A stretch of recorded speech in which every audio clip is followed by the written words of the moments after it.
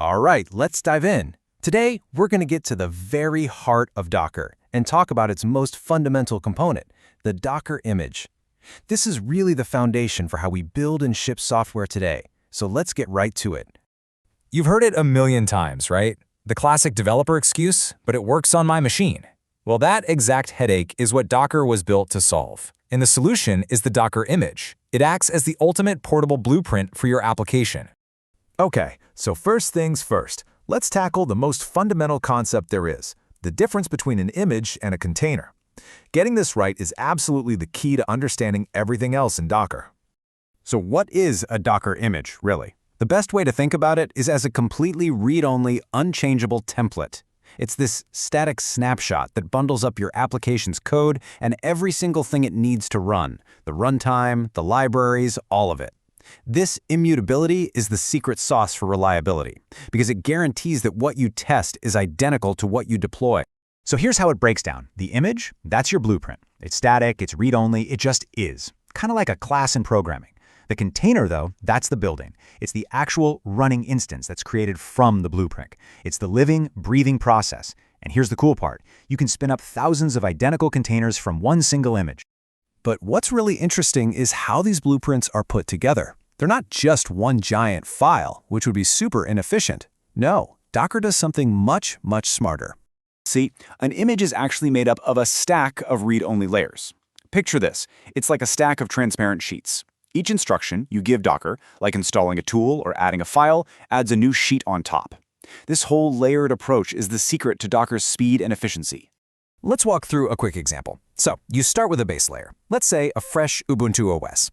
Now, when you run a command to install Python, Docker doesn't mess with that base. Nope. It just adds a new layer right on top that contains only the Python files. Then you copy your own app code, and that creates another thin little layer. Each step builds on the last, but they all stay separate and unchangeable. Okay, hold on. If an image is just this stack of separate read-only layers, how in the world does a running container see it as a single normal file system? This is where the real magic happens. Right? This is the big question. Your app doesn't know about layers. It just expects to see /bin, /etc/app, all the usual suspects in one place. So how does Docker pull off this trick? And the answer has a pretty cool name. It's called a union file system. What it does is actually pretty amazing. It takes all those individual directories, all our image layers, and it transparently overlays them, presenting them to the container as one single unified view. It magically merges everything together. But wait, what happens if your running container needs to change a file? Remember, those image layers are read-only. Well, this is where the copy-on-write system comes in. The first time you try to modify a file, Docker steps in. It copies that file up from its read-only layer into a thin, writable layer that's unique to that one container. All your changes get written to that new copy, leaving the original image totally pristine. And what about deleting a file? It's the same idea, just in reverse. The file doesn't actually get erased from the image layers below. Instead, Docker just puts this little marker, called a whiteout file, in that top writable layer. It basically just tells the container, hey, pretend this file doesn't exist anymore. The original data is still there, just hidden from view.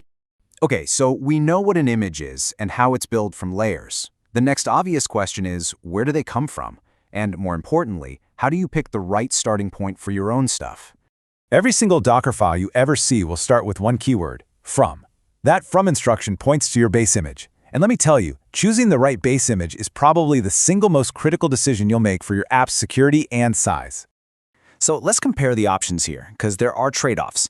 You've got your standard images like Debian. They're big, yeah, but they have all the tools you're used to.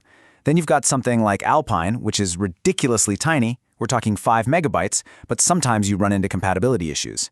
And for the really security-conscious, there's Destroless images from Google. These are wild. They contain only your app and its direct dependencies. No shell, no package manager, absolutely nothing extra for an attacker to find.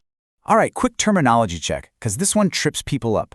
A registry is the whole service where images are stored. Think Docker Hub. A repository is a specific collection of related images inside that registry, like all the different versions of the Nginx image. The best analogy? The registry is like github.com, and the repository is a single Git repo on it, like Facebook/React. Simple as that. All right, to wrap things up, let's talk about a super important best practice for managing your images. Honestly, getting this wrong is a mistake I see a lot of teams make. And here it is, and I really can't say this strongly enough. Do not use the latest tag in production. Just don't. Think of the latest tag as just a floating label that can be moved to a new image at any time. If you use it, your builds can break out of nowhere, even if you haven't changed a single line of your own code. So what's the right way to do it? Be specific. Use semantic versioning, like my app 1.2.3. That gives you predictability. And if you need absolute 100% rock-solid immutability, you can even pin your deployment to the image's unique SHA-256 digest. That way, you're guaranteed to be running the exact same bits and bytes every single time. So, when you think about it, a Docker image is so much more than just a file. It's this incredibly elegant, layered system where every piece is content addressable through a hash. And it's that design that truly delivers on Docker's biggest promise, guaranteeing consistency all the way from your laptop to the cloud. So there you have it, the anatomy of a Docker image. Now that you know how it's all put together, the layers, the base images, the tagging, what's the first thing you're going to go and optimize in your own Docker file? Thanks for tuning in.